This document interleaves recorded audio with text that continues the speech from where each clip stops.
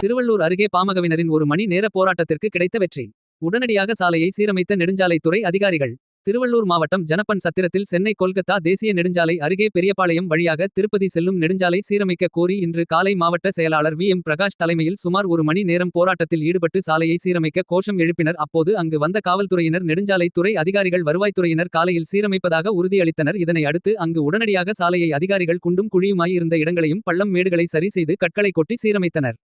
பாமகவினர் போராட்டம் நடத்தியதின் விளைவாக ஒரு மணி நேரத்தில் நெடுஞ்சாலை துறை அதிகாரிகள் உடனடியாக சாலையை சீரமைத்தது குறிப்பிடத்தக்கது. செவி சாய்த்த நெடுஞ்சாலை துறை அதிகாரிகளுக்கும் காவல்துறையினருக்கும் பாட்டாளி மக்கள் கட்சி மாவட்ட செயலாளர் சோழவரம் ஒன்றிய VM பிரகாஷ் உள்ளிட்ட கட்சி நிர்வாகிகள் நன்றி தெரிவித்தனர்.